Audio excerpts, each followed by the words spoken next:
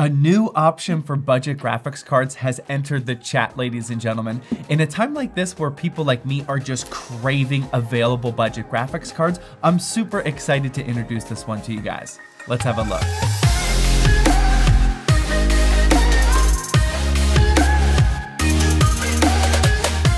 Real quickly, I just wanted to let you guys know that our benchmarking testing rig, which we'll talk about in just a second, was indeed activated with Windows 10. And I personally use GVG Mall, which is also the sponsor of today's video. Right now, they're actually increasing our normal 18% discount all the way up to 25% off, so you can get a legit Windows 10 activated version without that nasty watermark for a really cheap price. They also have other great products on other software like Office 2021 and even some game keys from platforms like Steam, Origin, and Uplay. And they even have console stuff too, like PSN and Xbox prepaid cards as well. Activating that Windows 10 on your computer is super simple to do. The entire process of buying and activating takes like 5 minutes total, so make sure you click that first link down in the description and don't forget to use discount code ZTT18 for 25% off. I don't want to waste any more time on this one. Let's just jump straight into making sure this card is legit first, and then we'll run some benchmarks to see how it compares to the competition. The company that we're checking out today is called AFOX, and I don't know if you're like me, but I've personally never heard of them before, but they've been around for quite some time. They were founded in 2008 in Taiwan, and now they have several offices around the globe, including in the United States, and we're off to a great start. Now, the cool thing about AFOX, and honestly the main reason why I agreed to make this video,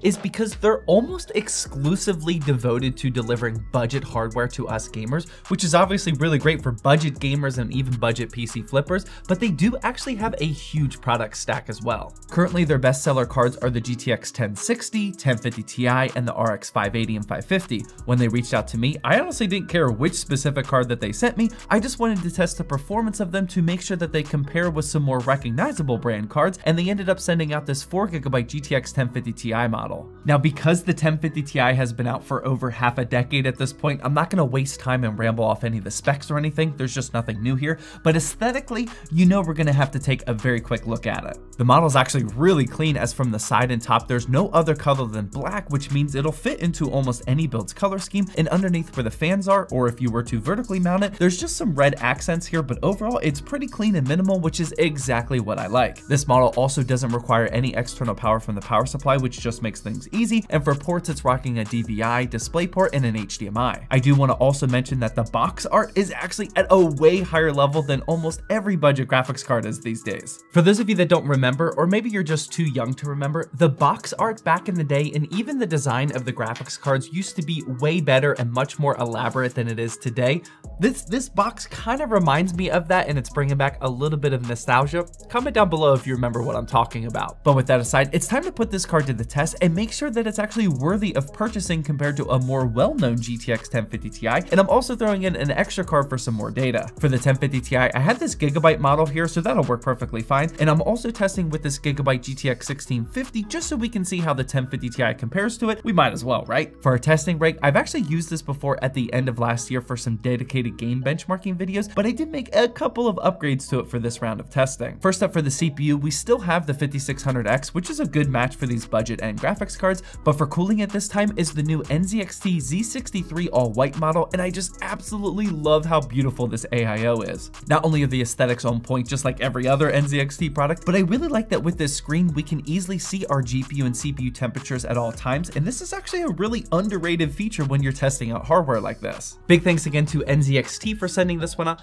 but honestly, the other reason why I put it in here is because my wife has been wanting this AIO for several months now, and she's just asking me every single day about it. She wants to be able to put on custom PNGs and GIFs on there. That way she can change the theme of her build around whenever she wants to. So whenever I'm done making this video, I'm gonna uninstall it out of here, install it in her build, and then we're gonna need another AIO for this testing rig. Corsair also hooked us up as well. They sent out this MP600 core 2TB SSD, and for benchmarking rigs, these 1TB drives just aren't getting the job done anymore, which is why we needed the upgrade. To store all of the different games and software that we're testing here on the channel, I'm starting to replace our 1TB drives with 2TB drives, and this MP600 core is absolutely perfect for that. This 2TB model is also rocking sequential read speeds of up to 4950 megabytes per second and writes up to 3700, and thanks again to Corsair for hooking us up with that. Alright, so jumping straight into the performance, we'll start off with Elden Ring just like we've been doing lately, and we put the settings at 1080p and low, and we're off off to a great start. The AFOX 1050 Ti actually did slightly better than the Gigabyte model, but remember there's definitely some margin room for error with our testing, and the 1650 did a tad bit better than those. Halo Infinite was up next, and in 1080p with low settings, the AFOX and Gigabyte 1050 Ti's both got 43 FPS, and then our 1650 did way better than that with a very nice 69 average FPS. Valorant followed up after that, and I was honestly kind of surprised that this one scaled the way that it did, but remember, with this high of a frame rate, you probably wouldn't even notice a difference here, as all three cards got above 300 FPS. Grand Theft Auto 5 tailed after that, and the AFOX and Gigabyte 1050 Ti's did about the same yet again, and then our Gigabyte 1650 got well over that with 127 FPS. Apex Legends followed up next, and again, we got pretty much the same results. The Gigabyte 1050 Ti did slightly better than the AFOX card, but both are still very close to one another. Same deal with Call of Duty Vanguard, as in 1080p with low settings, the AFOX got 47 and the Gigabyte got 52. Getting towards the end here, we have Fortnite, still loving that no building mode, but I wish I personally just had more time to play it. And in 1080p with pro settings, which is what we always use, the AFOX and Gigabyte cards got the exact same 131 FPS, while the 1650 got 152. Now for these last two games, we actually noticed some CPU bottlenecking for these titles. For Lost Ark in 1080p and high settings, all three cards got right around that 90 FPS mark, which means they are in need of more CPU performance more than anything. And same deal with Minecraft, as in 1080p with fancy settings, they did all the exact same, but that's perfectly fine to see as we already got the answers that we're looking for. Just like always, we did run a 3D Mark time spy run, and the results are confirmed here. We got just a slight bump up on the Gigabyte 1050 Ti from the AFOX card, and then an obvious big jump up for the Gigabyte 1650. What do all of these results tell us?